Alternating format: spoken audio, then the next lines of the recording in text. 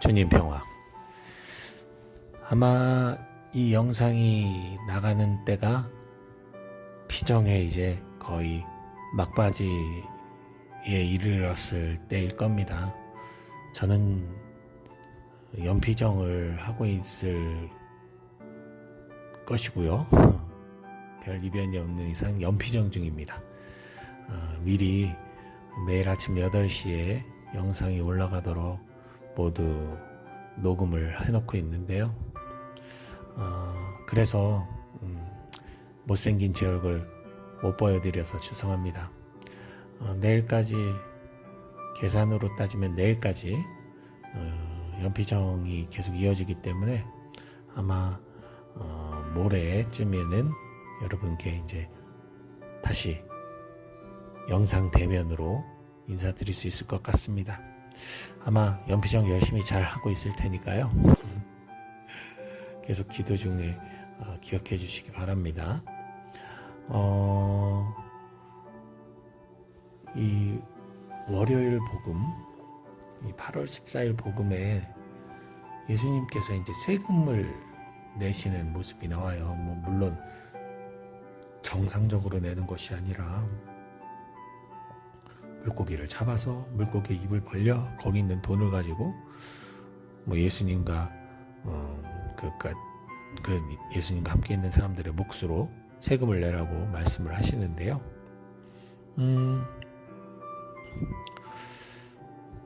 예수님이 그런 말씀을 하시죠. 세금을 남에게서 걷느냐 자녀에게서 걷느냐. 물론 자녀에게 세금을 걷는 사람이 어디 있어요.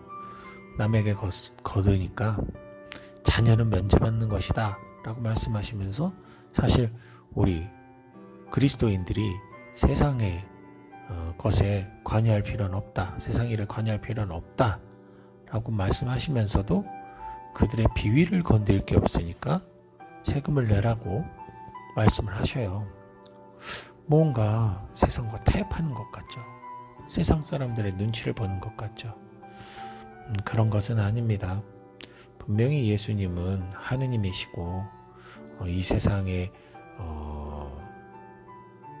평범한 사람들과는 분명히 다른 신이시죠. 신적인 존재이심에도 불구하고 예수님이 세상의 법을 따른 것은 예수님이 세속적인 것이 아니라 말 그대로 인간의 그 관습, 인간들이 만들어낸 법을 준수하셨음을 의미합니다. 사람으로서. 그리고 만약에 예수님이 세금을 내지 않았다면 당연히 국가로부터 벌을 받았겠죠? 예수님만 받았겠습니까? 따르는 이들도 마찬가지겠죠. 예수님이 세금을 내지 말라고 했으니까. 불필요한 박해죠. 세상의 법이 남을 해치는 악한 법, 어떤 불의한 것들이라면 예수님이 그 법을 지키지 않았겠죠. 예수님이 율법을 자주 어긴 이유가 그 율법이 사람이 아닌 그 법 자체에 머물러 있었기 때문 아니었습니까?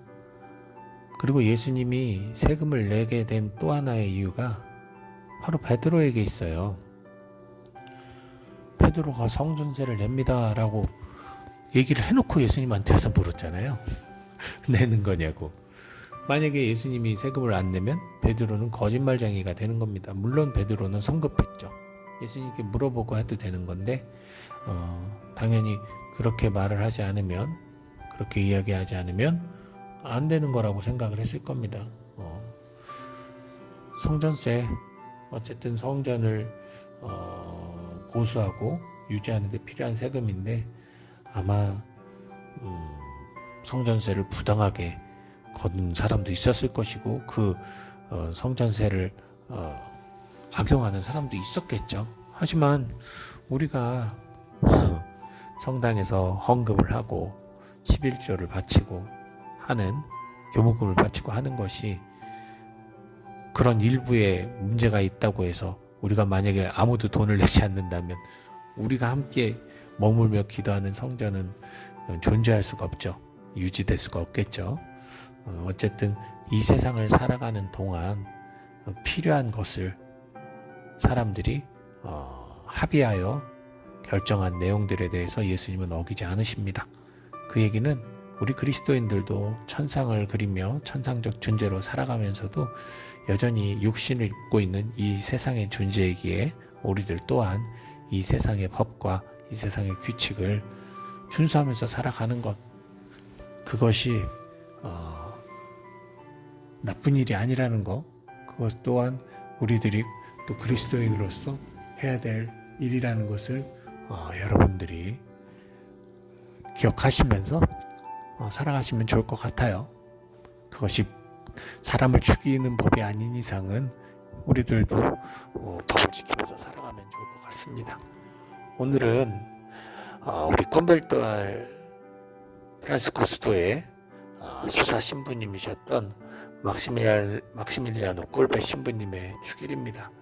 그분은 독일이 수용소에 갇혀서 정말 그 안에서 한님을 찬미하면서 지내시다가 어떤 사람이 탈출을 해서 걸렸어요. 그래서 10명이 대신 아사형을 받는 그 가운데 가족이 있는 한 남자를 위해서 대신 아사형, 즉 감옥에서 굶어 죽는 아사형을 받습니다. 그리고도 안 돌아가셨을 때 이제 독일 군인들이 전쟁의 패망을 알게 되고 도망치는 과정에서 이제 주사를 놔서 돌아가시게 되죠.